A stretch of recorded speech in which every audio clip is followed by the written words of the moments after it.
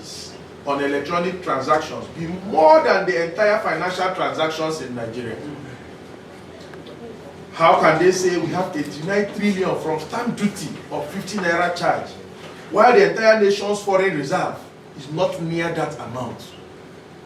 How is it possible that we have 89 trillion, while the entire assets of our nation's banks, bank profits and all deposits in the banks are not up to that amount?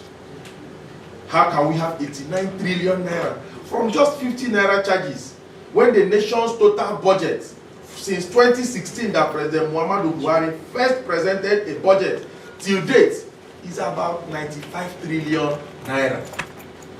It means that this amount would have actually almost funded all the budget of our country since President Buhari presented his first budget in 2016.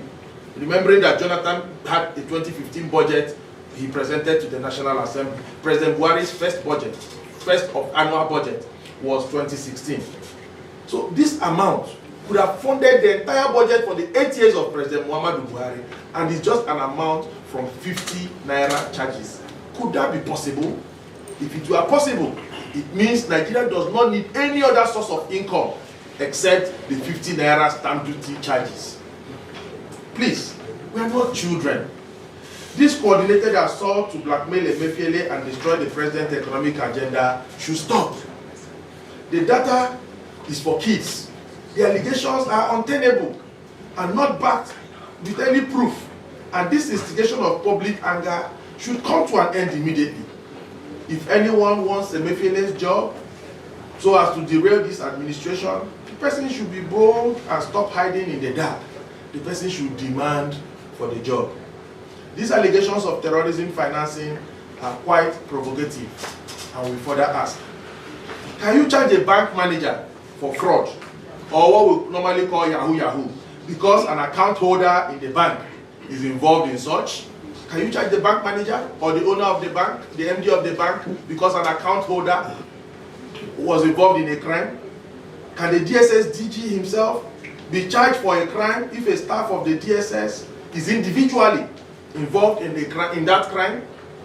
Does it make sense that people who bought forex from Bureau de Change or benefited from any of the various CBN intervention programs, if they turn criminals, that the CBN governor should be linked to their actions?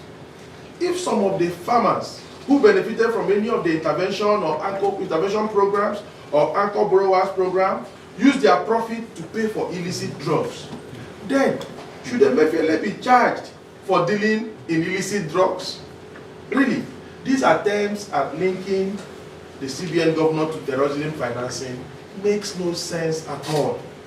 We further ask, what is it that, we further ask, was it Emefiele that told the governors to mismanage the loans and the bailout funds and the other interventions they got from the CBN? While the CBN and President Buhari should be commended for bailing out states and stabilizing the economy post-COVID, the CBN governor has no business with mismanagement of these funds by the governors. The governors are independent. In fact, the central bank should be commended for efforts in checking some of them, like the Kogi scenario, where over 20 billion, practically looted, has been recovered from the state government. Yet, these are the same people today asking for the head of the CBN governor and that funding and sponsoring the activities that he must leave. The DSS should focus on doing their job in ensuring those who mismanage funds given to their states are investigated, not looking for a weak or non-existent link to destroy the CBN governor and derail the president's credible election promise and agenda.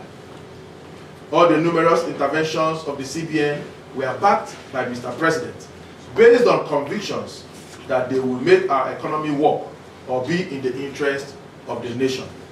The media attacks and smear campaigns against the CBN governor and the failed plot to frame him for an offense of terrorism are uncalled for.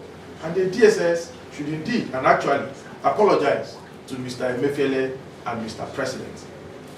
Once again, we call on the Director General of the State Security Service to reiterate his commitment to obeying the rule of law The continuous reports of moves to still illegally undermine the Nigerian judiciary and the judgment of the court, as well as Mr. President, and arrest Mr. Emefiele on the same allegations the court has barred the service from arresting him is very worrisome and will be a provocative action that Nigerians will be called upon to resist.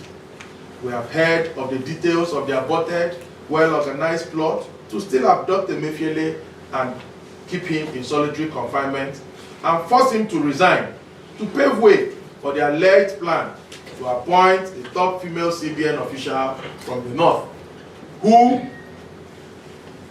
as the acting CBN governor, or another Southerner as an alternative CBN governor, to make it look like the plot is not anti-South. This will certainly undermine the powers of Mr. President, his credible election agenda, and will be a direct attempt to derail the economic policies aimed at dealing fatal blows to vote buyers, election riggers, and illicit financial transactions. We are saying to those behind the plot to frame Emefiele that they would have ended up destroying Nigeria's image in the financial war. They would have ended up derailing Mr. President's backed CBN policies, open the cash vote for vote buyers and election riggers, and undermine the president's powers, all in a bid to install their stool.